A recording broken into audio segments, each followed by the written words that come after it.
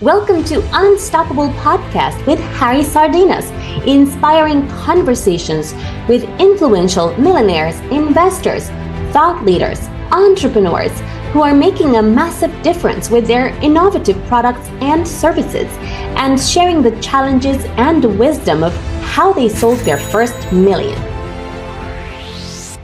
How would you like to make your first million? And today we have an author with us. His name is Mark, and he has wrote 2 books, Reset and I'm a Genius, Just Ask Me. So Mark, tell us straight away, what are the 5 steps to make the first million? Wow, that's a great question, Harry. I think I have 5 things, and these aren't like go out and find money kind of things, but I think this is really more of a mindset. And I think the first thing is you have to have no fear, and you got to be willing to make mistakes. My background is accounting. I was the controller of small businesses primarily. I did do a stint as the U.S. payroll manager for Nike for 4 years, which gave me big business experience.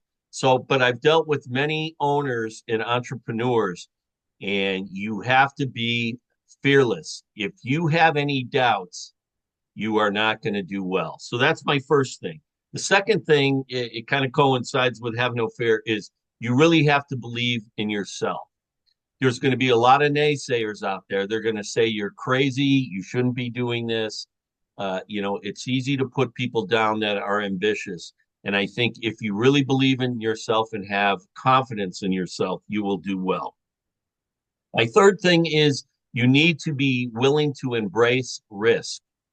A risk can be a variety of things, but when you become an entrepreneur and own your own business, you're kind of putting it all on the line. And you have to go in with that mentality of you're in or you're out. You can't do it half-assed. And so you have to be willing, and hopefully, and this will lead to my next one, you have to do your homework. You got to make sure you've done everything, you've researched, either you have a product or you're selling a service, and then you have to embrace that risk and jump into it. And then finally, and I think this is probably maybe the most important, is you have to have patience. Nothing happens fast in this world, except if you're trading stocks and the stocks are going down. Other than that, everything is a process, and you have to be patient and let things work out. So those are my 5 tips on how to become a millionaire.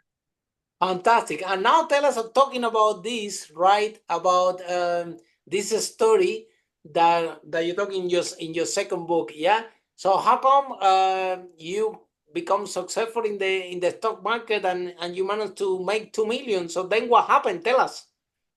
Well, back in when I retired, I sent my money to a financial advisor, and I have an accounting background. When I worked, I was usually in charge of the 401k at work, so I worked very closely with our Charles Schwab representatives. I knew a lot about 401ks and that kind of stuff. So, anyways, I sent my money to the financial advisor, and my account was at 500,000, and she charged me like $10,000 that year, and we didn't even beat the S&P 500. Oh, wow. And so as an accounting guy, I'm like, well, what am I paying for? So I've always kind of traded my stocks, a small account, and then I did trade out of my 401k. And so I knew enough, Harry, to be dangerous. So I decided to move my money away from the financial advisor and to trade my own account. Brave. Very brave. And then this was really brave. And so I was looking for a strategy on how I was going to trade my account. And right now I'm 60, I'll be 68 years old next month. I started trading my own account after I retired at 62. Wow. And so I wound up reading a book called How to Make a Million Using Stock Options by a fella named Jeff Weber. And I read this book in early 2020, right before COVID hit. Wow. And so I read it like 6 times until I understood it. And he had he had Excel spreadsheets in his book. I put them on my computer. I went chapter by chapter and I traced exactly what he did so that I could understand it. But I wasn't overly familiar with options. So I called Jeff and I said, "Will you teach me your system?" Wow. And it was almost a joke, Harry. I think I paid him like $250 and Was set not up my 10,000, right? no. And so I started trading these leaps options, which are basically long-term options. They're usually 18 months to 2 years out. I started trading these in the beginning of March when COVID hit and the world shut down. And my account went from 550,000 to 425,000 in 2 weeks. I lost Oh, 100 I lost $125,000 because I don't know if you remember the market dropped. oh yeah, big time. And this is like have no fear, believe in yourself, embrace risk, all the things that I talked about at the beginning of the show. And I really believe this, Harry. If there were 10 of us guys, excuse me, and we each started with 550,000, which was my account, and would have lost 125,000 in 2 weeks. 8 of them would have quit Walk immediately. away. One guy Absolutely. would one guy would have thought about quitting, and one guy would have stuck with it. And I was the one guy who stuck with it. And so my goal initially was just to have in total $1 million in my account. So basically I had to make 450,000. And my goal was to do that in 2 years. I hit, so I started trading these leaps in March of 2020. I hit the $1 million mark in August of 2020. And by the end of the year, my account went from 550 to 1.7 million. Wow. I crushed it. And then in the beginning of 2020, and we'll get into it a little bit more. At the beginning of 2021, my account went up from 1.7 to just under $2 million. And then it collapsed. Oh my God. And I wound up losing probably $700,000 of that money. And it was hard to do, but some good things came out of it. And what came out of it was I own 2 homes outright. I'm currently at our cabin in Oregon, and then my wife and I bought a casa in La Paz, Mexico. Very good. It, and we're about a block from the beach. We own it outright. We have no debt. So that was the good A news of good the thing whole. you did, yeah? And I was smart. I probably would have lost more, but when I was at 1.7, I took $1 million and I moved it and I didn't trade with that.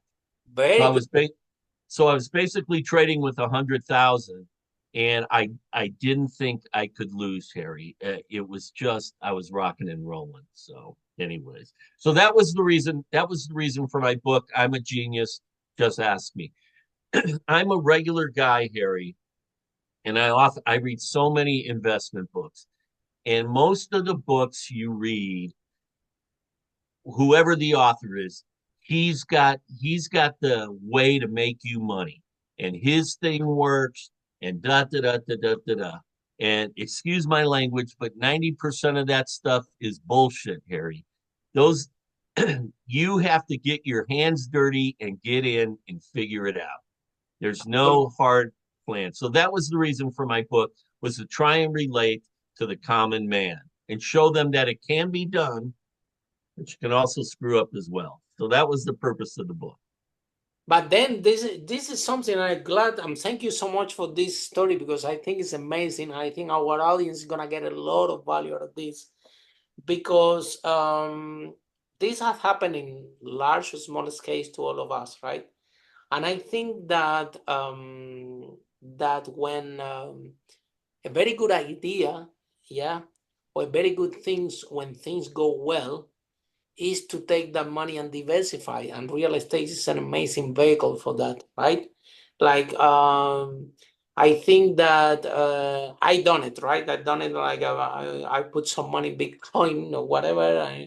It was like 1,000. I was coming high and high and high, and I could took this money out and put it somewhere else. And like, if I started with 1,000, yeah, and already I think it's 5,000, right? I'm already making 4,000.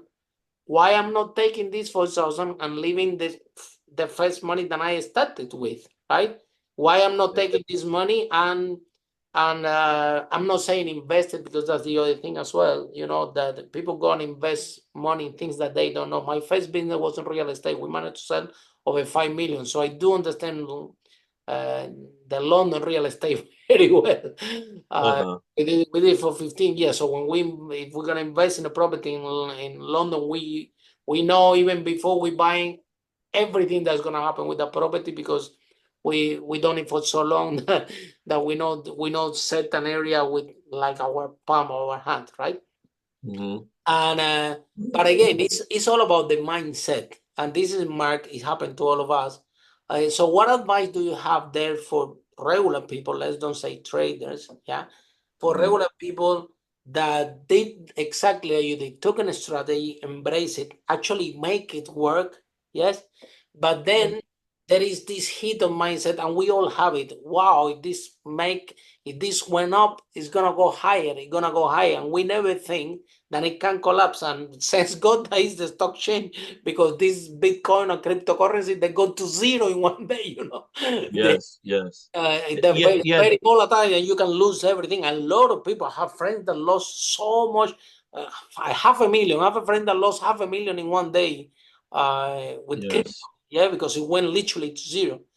So, what advice and how you have worked in your own mindset? Because you haven't quit, you're still doing it. Yeah, you are. I'm still doing it, only I have a lot Go. less money to trade. You Yes. go. Now you have your lessons and you have your experience.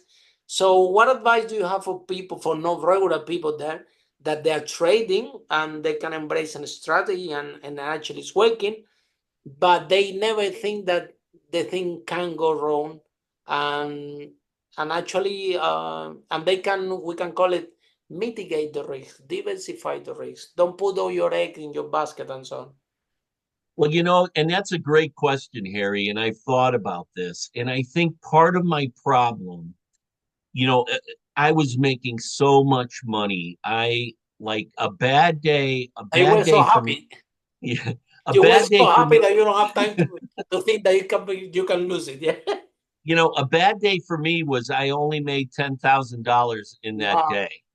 It was like raining money on me. And I think to answer your question, Harry, and I would have your listeners think long and hard about this. I was a guy like most people who had a job. I have a family, bought a home, have a job, work, work, work, get my paycheck. And that was to me real money because you provided a service and you got paid for it. I happen to be an accountant, and so my employer, I would do the accounting, they would pay me. When I was trading, it was like, and I'm almost embarrassed to say this as a financial guy, it was like it was not real money because I didn't have to sweat to make it. I didn't have to do anything other than pick a stock and buy the options. So I traded it like it was monopoly money. It just wasn't real to me.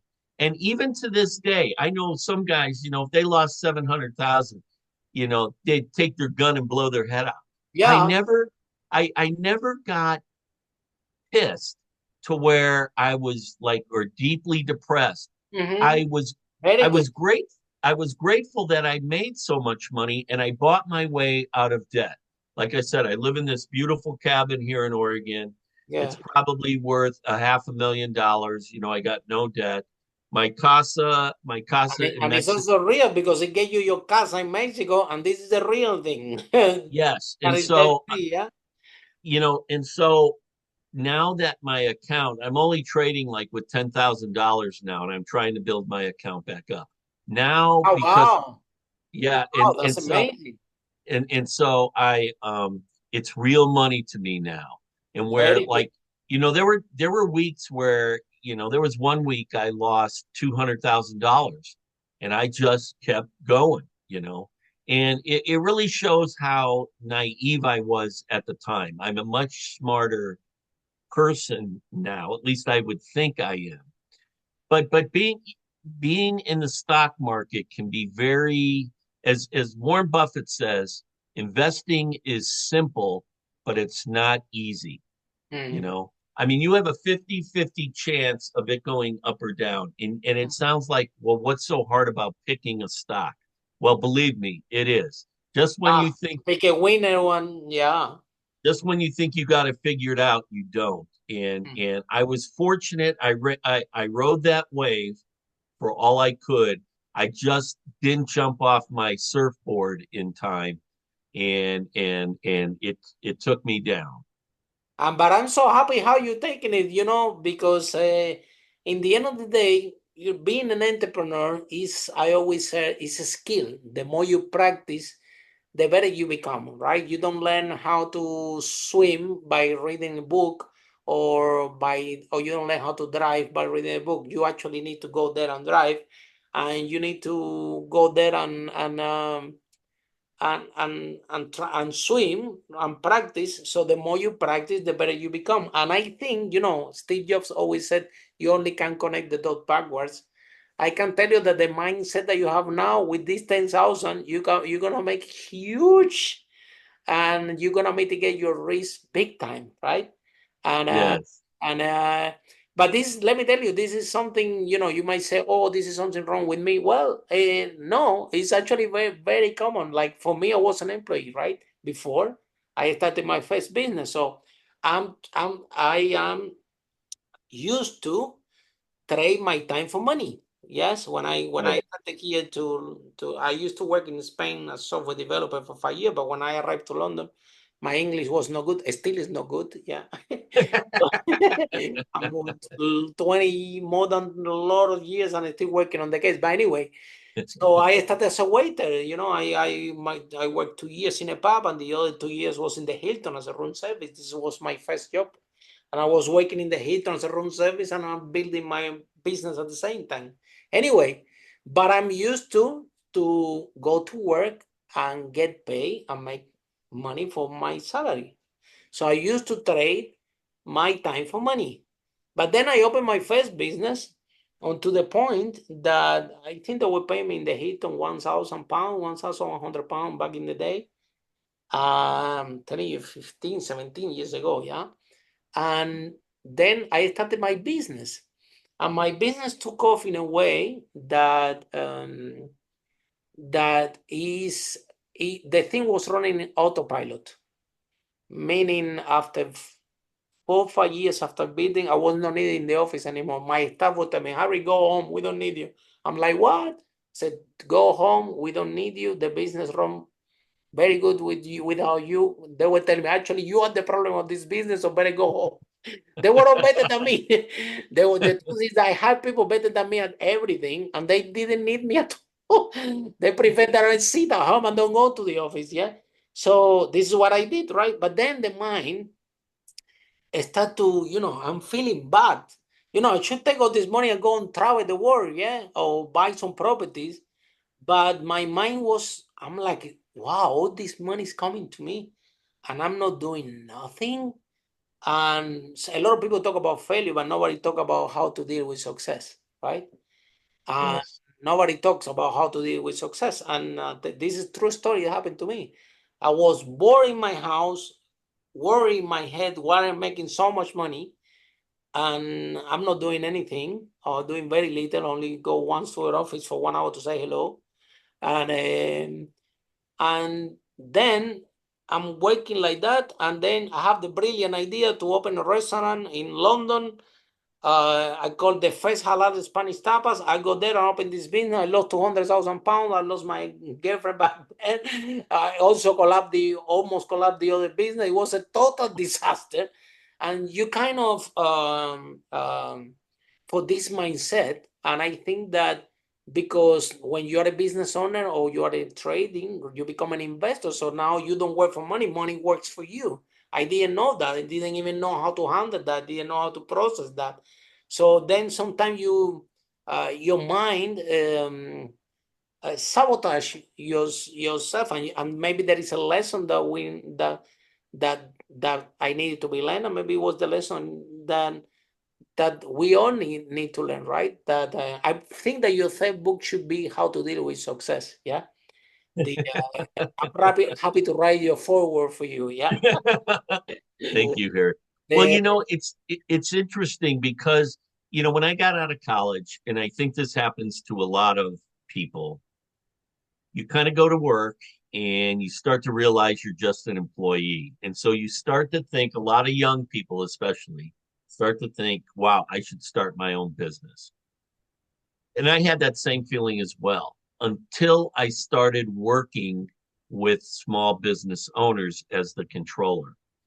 And one of the things I want to share, this isn't to be a downer or discourage people from doing what they want to do, but it is really hard to run a business. And most people, like probably yourself, I don't know too much of your background, but it sounds like you were a good cook and you could make great food, so you wanted to open a restaurant. And that's a great idea, or whatever it is, whatever you're trying to sell. Well, all of a sudden now you gotta, if it's going to be a brick and mortar place like a restaurant, you got to find the restaurant, you got to find the equipment. Most importantly, you have to find good people. Because I don't care if you're Steve Jobs or Harry or Mark Doherty. If you don't have good people, you are not going to be successful. And actually, that was one of the reasons that drew me to the stock market. And one of the things I like about the market, Harry, is that it's all on me. Mhm. I don't have a product that I need to sell. I don't have to sell myself. I don't have to have employees. And you can make a lot of money in the stock market, but it's just as hard doing that as it is running a business. And Yeah, I think, to have a and I very strong mindset. Yes, and I think people, bless their hearts, there's a lot of people out in the world that have a great idea. And what I thought I did was I complimented those people from an administrative standpoint. Like the guys I worked for, the owners, they knew the product, they didn't know how to run the office. And you really need, in my opinion, because I'm an accountant, you really you really need a good financial person in your business, because somebody has to tell you the truth about Absolutely. whether you're making money or not. And it and I think everybody needs to do their job. You need an owner that knows the product. You need a salesperson to sell the product. You need a controller, financial person to make sure you're making money. My daughter currently works at Nike. She's been there for 10 years. And I Wow. tell her, I said, Kelsey, I don't care how awesome a gym shoe is that Nike can make. If they can't make money selling it, they're not going to keep making it. You have to have a product that people want. And so as an entrepreneur, you have to constantly focus and refocus. And especially in this day and age, Harry, and you know probably better than I do, having run businesses, although I was accountant, there is always competition out there. And again, with the stock market, the only person you're actually battling is yourself. And that's why I enjoy it. I'm 68 years old. I'm not going to go to a bank and say, hey, I want to make donuts now, and I need a $200,000 loan. Become like KFC, yeah. Yeah. I'm not. I don't want to do that in my life. But the world, a lot of these places, a lot of these big companies started on a shoestring budget, a bunch of people with a great idea, and kudos to them. The world changes because of people like that.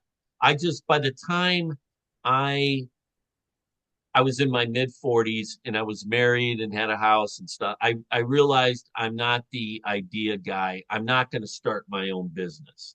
You know, that's what always You can have a attracted me about, vehicle. You can have a uh, vehicle to become an investor because yes. I mean, the reason the world we become an entrepreneur is that it's the stepping stone to become after an investor, right? So at the end of the day, this is what we do now, right? We invest in businesses. We don't invest in with money. We invest with time and with knowledge to help them grow. But at the end of the day, um, this is the last path of the entrepreneurs, how to be an investor. So I want to ask you how, what are the biggest lessons, right, that you took out of the success and the failure, and what is the strategy now in order to mitigate that risk and to make sure that when you win is you set aside and you put it in another vehicle because now you're present that even if it's a lot of money, the market can swing, anything can happen, a tornado can happen, tsunami can happen, anything can happen and swing the market again. So how you mitigating the risks, or what is the strategy that you personally are following in order to when you become successful again, because I know that you're gonna be, yeah. How Mark is gonna play next time? Well, I think one of the things that I didn't do well in 2020, and I really didn't have to, was the market was, there's this saying, the trend is your friend. And the trend was just going straight up. And so it was almost a no-brainer. I mean, I would pick stocks. I don't know if you've ever heard of Investors Business Daily. It's a informational service for stocks. And so I would get it in digital form, and on Saturday and Sunday I would read it online, and I would choose my stocks, and they would go up. What I didn't what I learned was what what goes up is probably going to come down, and there's more psychology involved in investing than people think. Absolutely. It's like here's a great example is Nvidia was like just killing it, going. And then now in the last month and a half, it's really taken a nosedive. Well, the question you have to ask It was yourself, like a trillion now, Nvidia, right? yeah, but so Massive. the question is, did the company turn turn into a shitty company in just 6 weeks? Well, no. Probably what happened was the company's still rocking and rolling. People made a ton of money and they thought, okay, it's peaked. I'm going to get out and buy the dip. So what happens is, and this happens to a lot of people, they're invested in it and then they see it coming down and they go, oh shit, I got to get out of this. So they jump on board and they jump out. They That's the push the price. beauty. And I'm currently not doing leaps, the long-term options, because they're more expensive. But that was the beauty of buying leaps back in 20 and 21 was if the market dumped, you still have 2 years before that option is going to expire. And Absolutely. I'll give you a great example of like where I blew it. So I bought some Boeing options with a strike price at 200, and I bought like $100,000. This is when I had all this money. I bought like $100,000 worth of options. Well, that stock went down to $136, and so I lost like $80,000 on that transaction. So and this is probably where I blew it, was I sold my options and got out and so I took an $80,000 loss. What I should have done, and it's painful to watch, what I should have done was I still had 18 months left on my options. I should have just sit back and let it come back. Well, eventually it came back before my options would have Wow. expired. Wow. So I blew it, but again, psychology becomes part of it. You're watching your account go down every day, and you're like, Am I going to sit here and watch this thing bleed me to death, or am I going to get out? Well, that's, Harry, that's the question everybody has to ask themselves. And there's no right answer. Everybody, and I will tell you, and people give me, my friends, it's funny, and I really believe this too. When you're successful, everybody's kind of a doubter. They're like, and people would tell me, "Oh, you're so lucky you made all that money, and you're not that smart, and blah blah blah." And maybe to some degree they were right. I was in the right place at the right time. It went up, and I killed it. But on the flip side, when you start, so they rag on you when you're going up. And then when they find out, and I got a big mouth, so I would tell them, "Oh God, I got crushed in the market today." And then then you're the idiot. Well, how could you be so stupid? And da da da da da. So you really, again, it gets back into believing what your skill level up is. And maybe because I'm a sharing guy, and as an author, when you write books, you have to put yourself out there. Absolutely. If you're gonna hold back and not tell the truth, people are gonna pick that up. Like, and I say in the book, I made a ton of money, but I lost a ton of money too. I learned a lot of things. I hope I get back to where I was. If I didn't, I still have enough money that I can live a good life. I'm not rich anymore, but I'm certainly not poor. And if nothing else, I have two homes The that I assets can. are not in the stock market, so they're well protected even in different countries. So now, Right, yeah, right. yeah, not even you have one home in US, one in Mexico, so even it's not even in the same country, so it couldn't be more diversified, the assets. Yes. So let's talk about any more vehicles, Mark, apart from property, that when you have your wins, you because this is what you should be thinking now. Yeah, when I have my win, where am I gonna put it? Yeah. Yeah, well, Now we that's know now that goes up and down. We know that this is for sure, but mhm. you already started with 10,000, and it's gonna go up. You're gonna have some wins, and we have to have the strength to take out this win, to put it somewhere else, and to start from 10K again. So what is the strategy? What would you consider the win now? 100,000, half a million? Well, I initially think I would like to. 100,000 is good. 10 times. Yeah, but yeah, if I could get back to 550, I'm at like Wow, three. that's a lot. See, Starting from 10K, well, from see, 10,000. right now I'm at my account's at 310,000. Really? Yeah. And you Um, started with 10,000? no, no, no, no, no, no, no. Ah, This is from my original 550. okay. Then it went up to two. So right now I have 310,000 left. My goal right now is to get back to 550.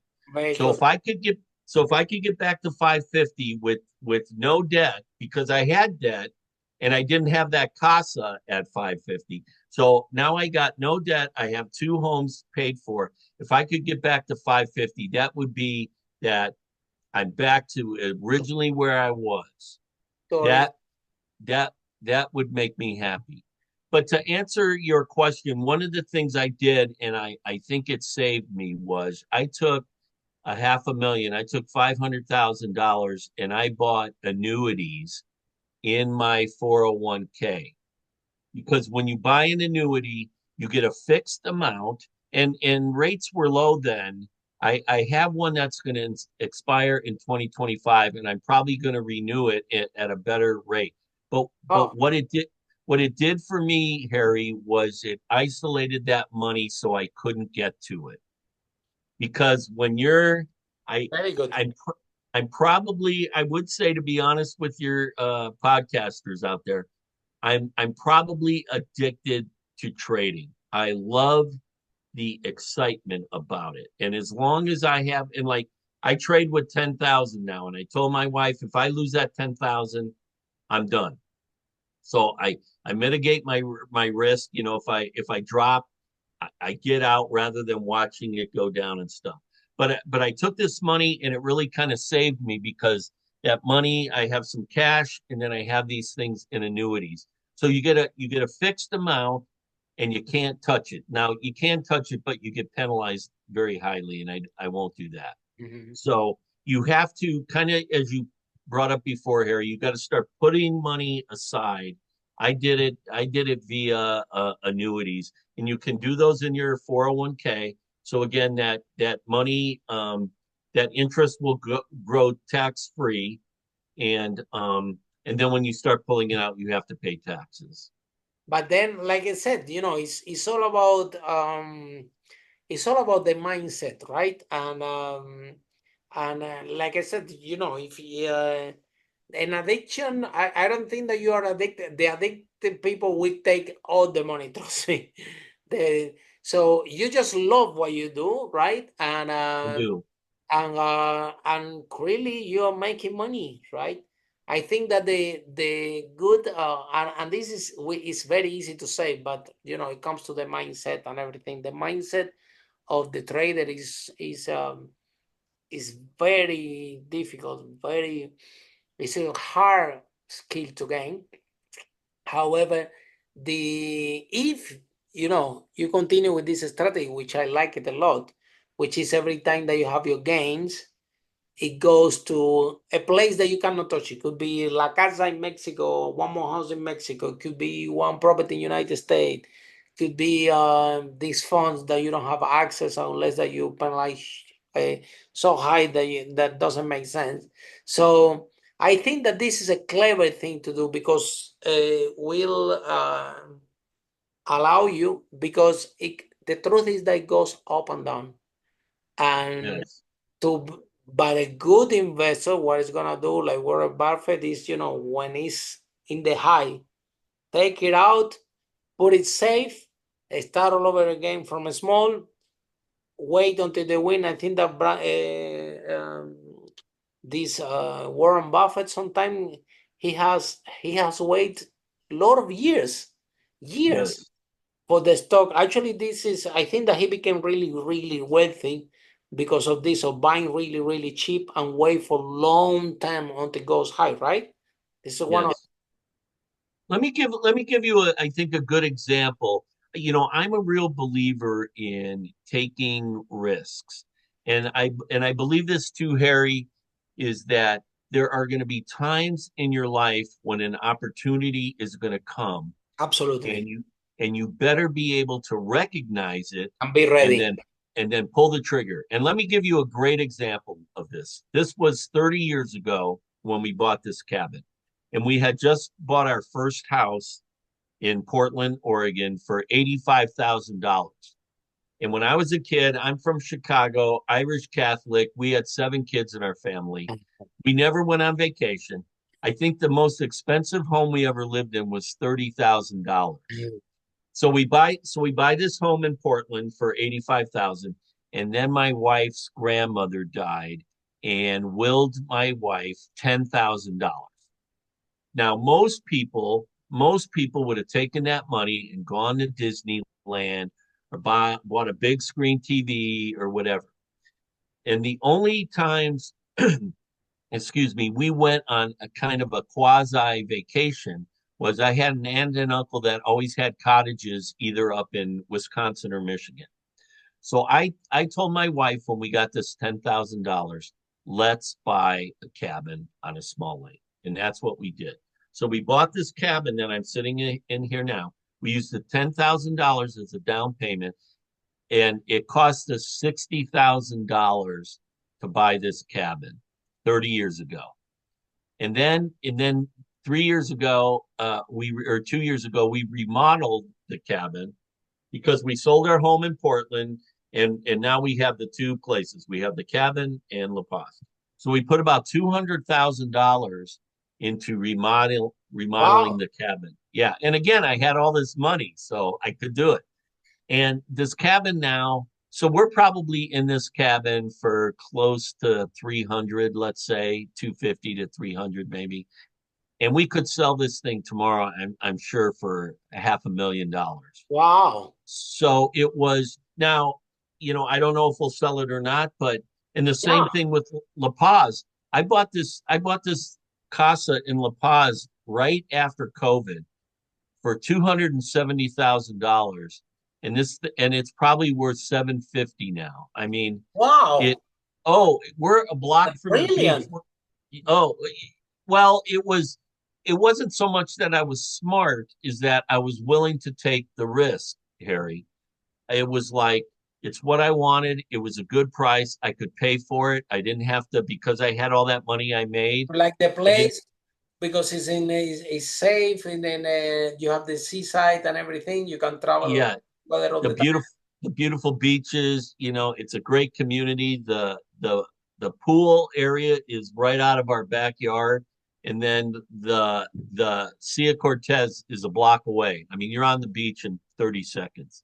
Wow, And for a guy that came from a family of 7 kids and never really having anything. I mean, amazing. I'm not a rich guy. I'm a millionaire on paper, but cash wise, I'm not.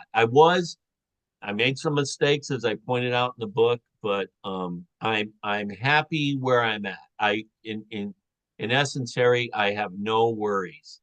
I have no worries. So tell us about your books. Yeah, why you decided to start to write the books? Why Well, my inspire first you to write the books? Because the books, I mean, I wrote few. I mean, I didn't. My girlfriend's a book publisher, so she wrote the books for me. But it's a very draining process, a very long process. So tell us about your books. well, my first book is titled Reset: How Beating Love the Cancer title. Ended.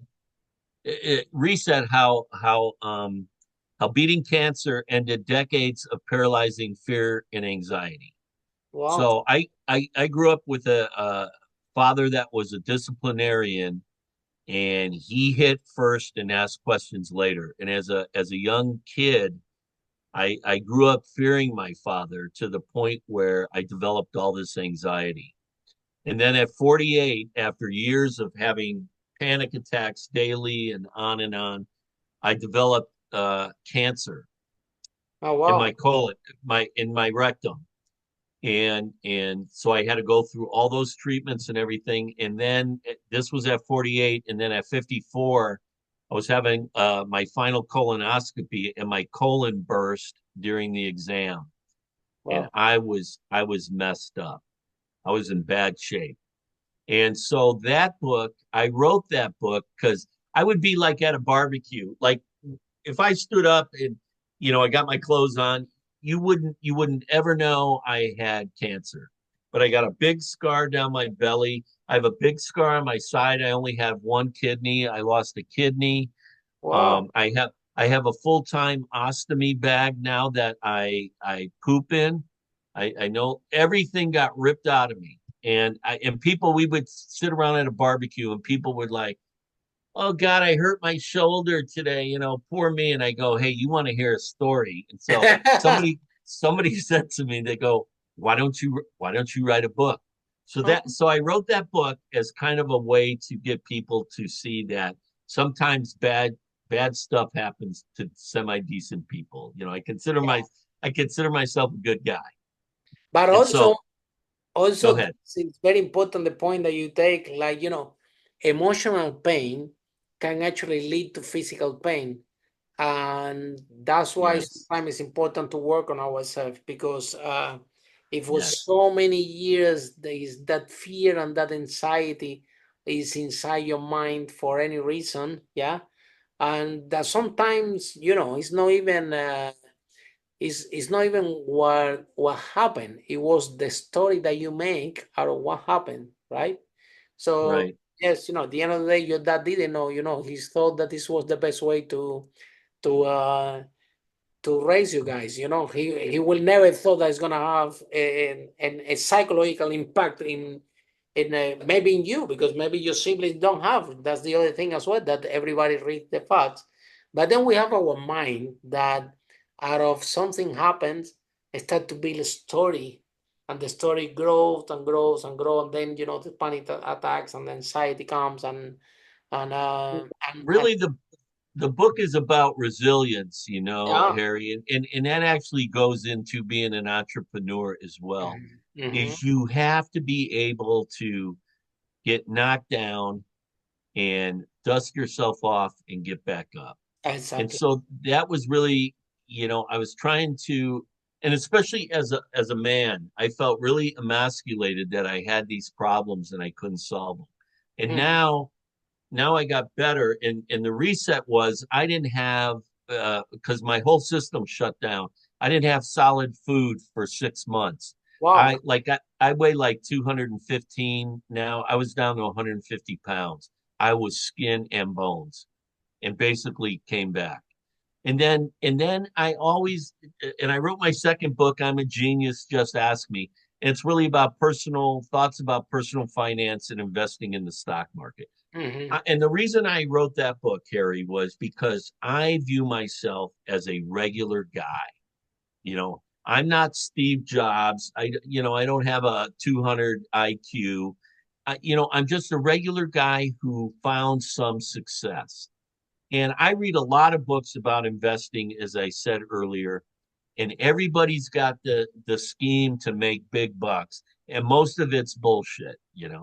And I wanted to write a book to show people and to tell people you can be successful as a regular person. You have to take some risk. I learned a lot of lessons. You have to be a little bit smarter than I was. But at the same time, kind of, and you brought it up earlier, at least I had the sense to move some of that money to an annuity and not take my family down. Because I read enough books, Harry, that I didn't want to be that guy who lost everything. At least I have two wonderful homes. We have the option. So I'm here in the summertime. I already got my tickets. I'm going back to Mexico at the end of September. I love it down there. I belong to a gym. I work out 3 or 4 times a week. I go walking. I do my stocks. I got a great life, mostly because I was persistent and I just kept going. Last question. When you change your environment from US to Mexico, do you have better ideas in Mexico, better ideas when you come back to US? Because we notice that every time that we change environment, we have new ideas. It's like our mind refresh. This is happening to you as well, or Not really, because I trade the U.S. market, and so we have internet down there. I take my computer, so yeah, it's but the just fact that you are in the beach is it give you a good idea. oh So yes, yes. which trades do you do better? The trade that you do in US or the trade that what you do in Mexico in vacation? Which one that doing better? I bet the Well, Mexican one. it You're more it was relaxed. You yeah, can it was Mexico. It was there you you know go. the one thing I do love about going to Mexico is that it's always sunny and warm, and you're out doing something. And I'm a real, because I was so sick, Harry, my health is really important to me. And so I want to maintain good shape. Mm-hmm. When I'm here in the summertime, I go see all my doctors, get, my blood drawn and all that stuff. Knock on wood, I'm a pretty healthy guy. Yeah, pretty healthy guy. And one of my big examples is Paul Allen was the one of the co-founders of Microsoft, and he died of cancer. And so this guy had all the money in the world. So the point of that is you can be the richest guy in the world, and if you don't have your health, it doesn't mean Absolutely. anything. So you have Absolutely. to have a balance in life. And that's one of the tough things about being an entrepreneur, Harry, is you got to maintain a life balance. And typically when you become an entrepreneur, you are very much under stress. You're trying to get that business going. You're working long hours. You may wind up getting divorced because of it. There's a lot on the line. Running your own business is because I worked with people like that. It's a tough thing to do. If it was easy, everybody would do it. It's like trading stocks. If this guy's plan that you read in that book was so great, why isn't everybody a millionaire? Well, Yeah. there's a million reasons why, which we don't have to get into. But Anyway. also like this, like for example, you got a big win and then you lost a large amount of money in the stock market. But you know what? You didn't beat yourself. Can you imagine? can you imagine if you start to beat yourself? Can you imagine you start to worry yourself? Can you start you end up with another cancer? And at the end of the Yeah, day, yeah. there you go. Now you're happy, and guess what? You will make it again. You will make it again. You will have one more house in Mexico. Everything is possible. As long as you stay happy, you stay positive, and you work on yourself, right? Because remember, Yes, this I have also this with my dad that have the same issue, you know, an emotional pain lead to physical pain, and he ended up with cancer. yes. And it was the operation was so complex that appeared in the Spanish newspaper. So imagine. And So I'm a big, like and Trick I'm a, said, the doctor, my dad, what happened was like they fired him from his job, and he was so upset, so angry, so emotional damage for this that we call it was unfair, right? And maybe you think in the same way that it's unfair the way that your dad treat you, right. but at the end of the day, uh, the human being, we have the ability to auto harm ourselves. Our negative thoughts can bring this physical pain, and this is unbelievable that we actually can create this damage to ourselves, right?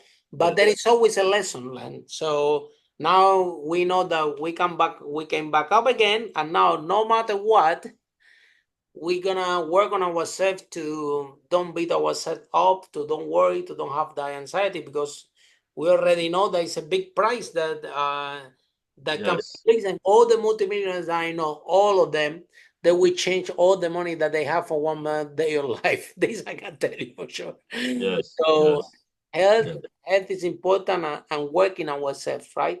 See, yes, like you're happy the way you are, you love trading, fantastic. You wait for a win, it will come. You're not in a hurry. Are you in a hurry? I don't think so. Do you anxiety? No. You go to Mexico, you wait. It will go up. If it takes 6 months, if it takes 1 year, it doesn't matter. You wait in Mexico, you come to US, and when it goes, yeah, we mitigate the risk because we know the war down. So as soon as go up, take as much money as possible. yes, Start yes, again, and I think that this mindset, um and take always the loss like an experience, you know, because I think that the biggest lesson, maybe next year we're gonna talk again, you're gonna say, Harry, you know what, I make 10 million. I'm like, what? Yeah, I because would love that.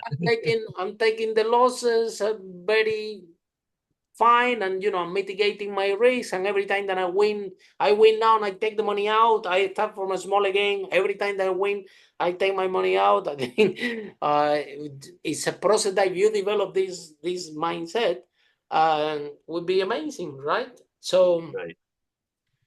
so Mark, have been a pleasure, and to have this interview with you. I really love it. I think that you're amazing, Thank honestly, you. and I wish you the best. I'm think that you are doing fantastic, yeah. And so, what message do you have for young people there that they want to become traders, and they want to make a living out of this, and they can become a millionaire because you actually made it yourself? Um, so, what advice do you have for these young people?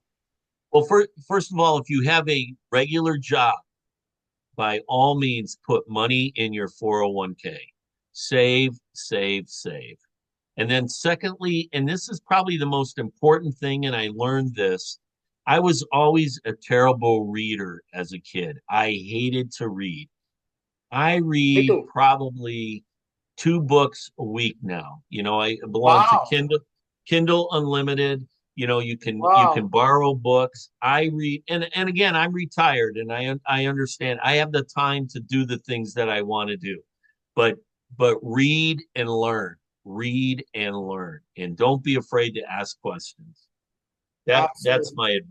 my advice. Mark, you know what? I never retired. Yeah, never retired because I have the cab drivers. There is an office in the cab drivers in London, right? And I use a lot of those taxis. So I speak with all of the cab drivers and the taxi drivers. They are all in the 70s, 80s, yeah. And I talked with one guy and he was telling me, Harry, you know, I have a house in Spain. I have another house here. I have another house. I'm like, man, why you don't retire and go holiday? Why still you doing driving this taxi? And he telling me, Harry, you know, the last guy that retired in the taxi died after 2 years. So I'm not Yeah. retired. So keep doing the trading, because take it as a gym for your mind. And Yes. and you will see. And when you make the 10 million, reach me out. You have my contact details. We will do an amazing podcast again. Yeah. That We go, sounds great, Harry. I fly there, I do a documentary with you. How about that? I'll pay you to fly here. Yeah. I bring my crew, we make a documentary out of it. Then we're gonna have a lot of fun, and we're gonna record it in Mexico by the beach. Yeah. Well, thank you so much for I having speak me. the language though, yeah. I'm originally Yeah, from Cuba, so I'm speaking there you Spanish. go. Okay, thank you Thank, so much, thank, Mark. And from all of you entrepreneurs watching this show, see you in our next episode on Unstoppable. How brave entrepreneurs like Mark break that wall and make the first million. Bye for now. Follow us for more interviews with world's most influential, audacious entrepreneurs that overcame challenges and adversity, providing you with the blueprint of how they sold their first million so you can grow your business exponentially.